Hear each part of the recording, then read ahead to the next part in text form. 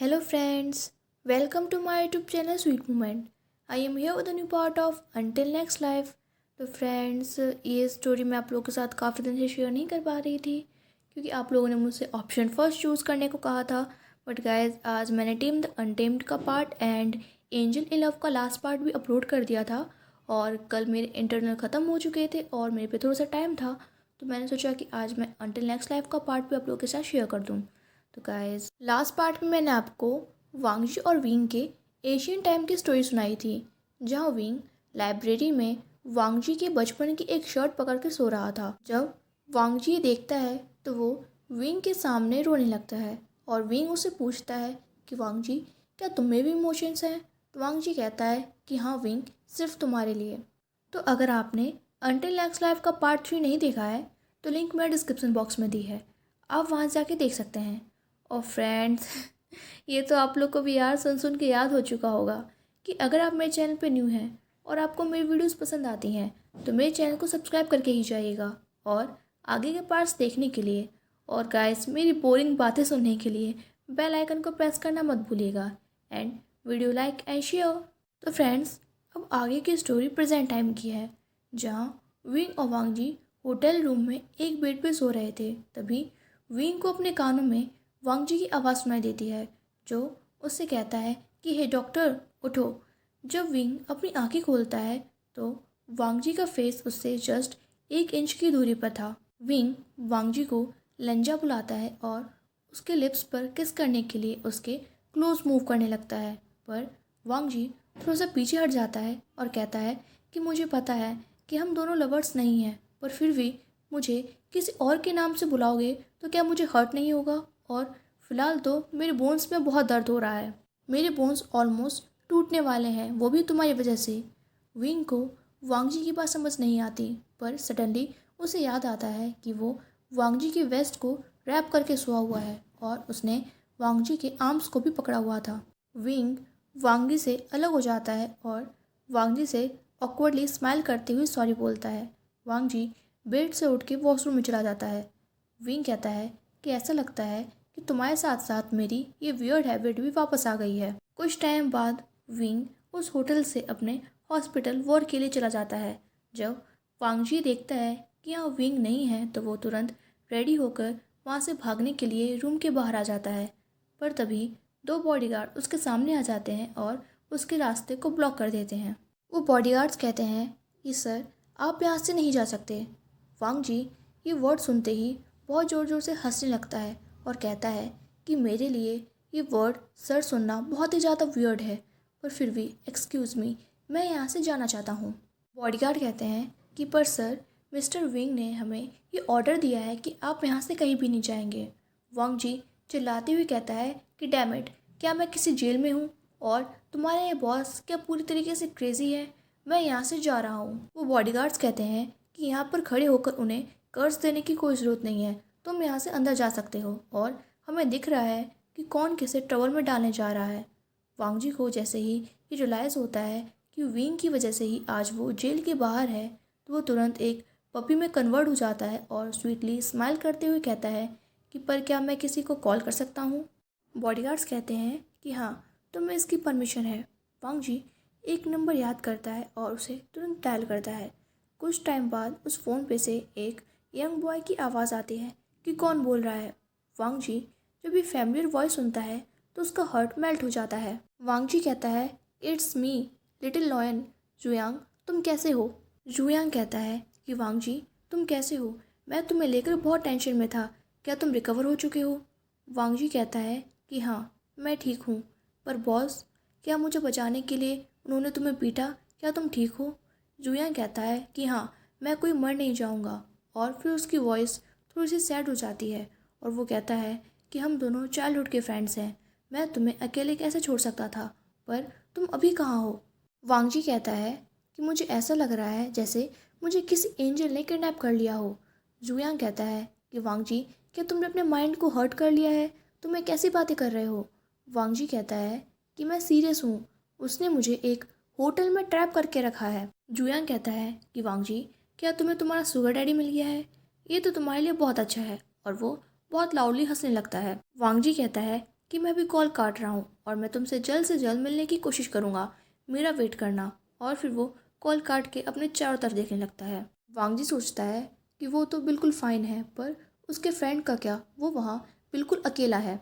इधर wing hospital में doctors की इवनिंग राउंड पर था, तभी उसे कॉर्नर में एक गर्ल रोते हुए देखती है।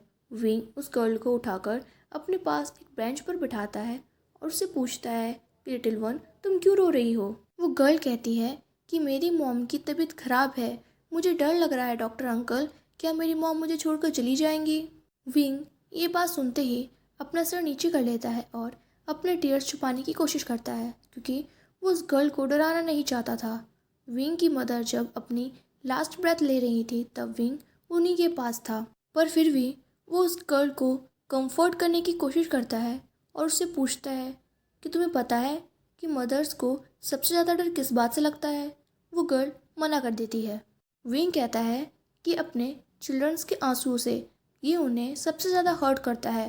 तो माय डियर, कभी भी अपने मदर के सामने रोना मत, हमेशा स्माइल करते रहना और उन्हें बताना कि तुम उनसे कितना प्यार करती हो, ओके। वो गर्ल अपना सिर हिला देती है और कहती है कि स्वीट अंकल, आपकी मदर कहाँ है। विंग कहता है कि यहाँ से बहुत दूर, जहाँ हर कोई हैप्पी रहता है, पर तुम्हारी मदर तुम्हें छोड़कर कहीं नहीं जाएंगी, वो हमेशा तुम्हारे साथ रहेंगी। वो गर्ल अपने आंसू पोंछती है और स्माइल करते हुए विंग को टाइटली हग कर लेती है और कहती है, अंकल, मैं हमेशा अपनी मॉम के सामने स्माइल करती रहूँगी। विंग उस गर्ल के लिटिल हैंड्स पर किस करता है और कहता है, गुड गर्ल। फिर वो वहाँ से जियो जिंग चैंग के पास चला जाता है, जो उसका वेट कर रहा था। जियो जिंग चैंग पूछता है कि डॉक्टर, क्या आपने आज का वर्क कंप्लीट कर लिया। विंग कहता है कि हाँ, और अब मैं जा रहा हूँ।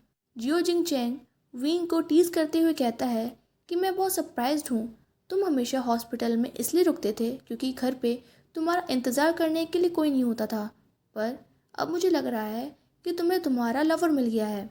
विंग कहता है कि लवर तो नहीं, पर हाँ, कोई है जिसके पास मैं जाना चाहता हूँ, जिससे मेरा हार्ट काफ़ी टाइम से बहुत दूर था।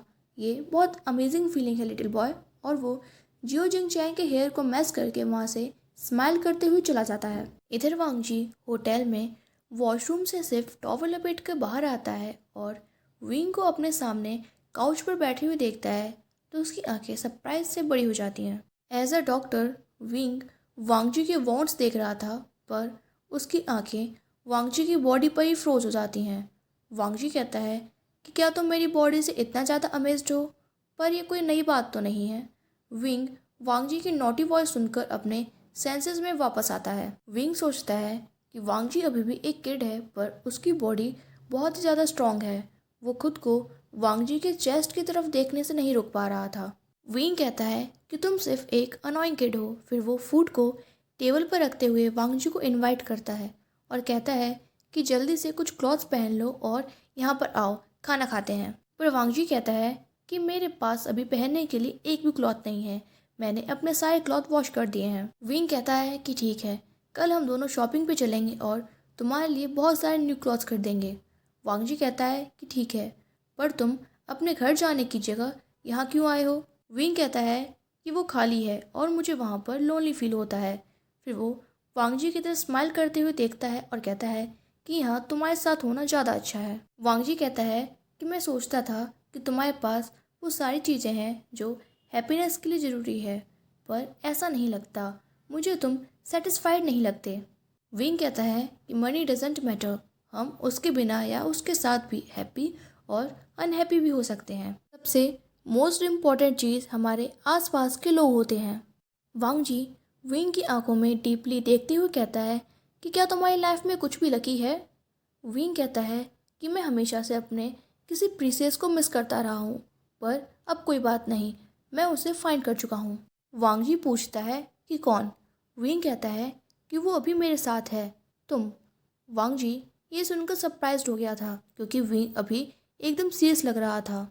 उसकी आंखें वांग जी को ऐसे देख रही थीं जैसे वो कोई ट्रेजर हो।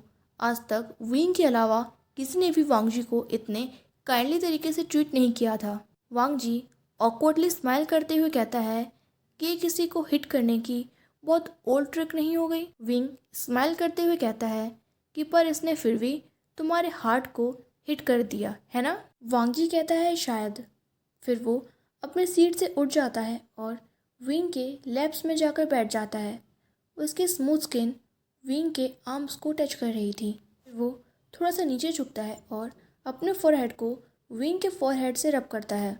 विंग कहता है कि मुझे पता है तुम ऐसा इसलिए कर रहे हो ताकि मैं तुम्हें यहाँ से बाहर निकाल दूँ, पर ऐसा कभी नहीं होगा, बल्कि इससे मुझे तुमसे और भी ज़्यादा प्यार होने लगा है। वांग जी कहता है कि लव, पर तुम्हें मुझसे ऑलरेडी कैसे लव हो सकता है।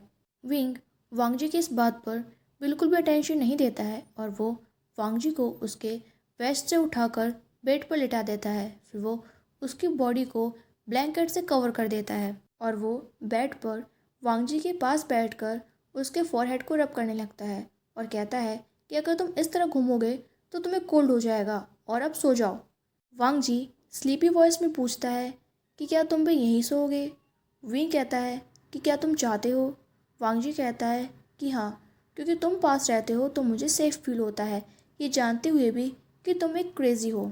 विंग वांग जी के पास लेट जाता है और उसके फेस को देखते हुए स्माइल करते हुए कहता है कि कभी कभी अगर सिर्फ आपके पास कोई है तो यही हैप्पी होने के लिए बहुत है। तो friends, angel in love story complete हो चुकी है। तो मैं सोच रही थी कि मैं टेम द अनटेम्ड के साथ वैम्पायर वांगशियन और अंटिल नेक्स्ट लाइफ अल्टरनेट में शेयर करूं। तो गाइस, पहले मैं वैम्पायर वांगशियन शेयर करने वाली थी, बट फिर मैंने देखा कि मैंने अंटिल नेक्स्ट लाइफ काफ़ी दिनों से शेयर नहीं किया है, इसलिए सबसे पहले मैंने इस स्टोरी को शेयर किया।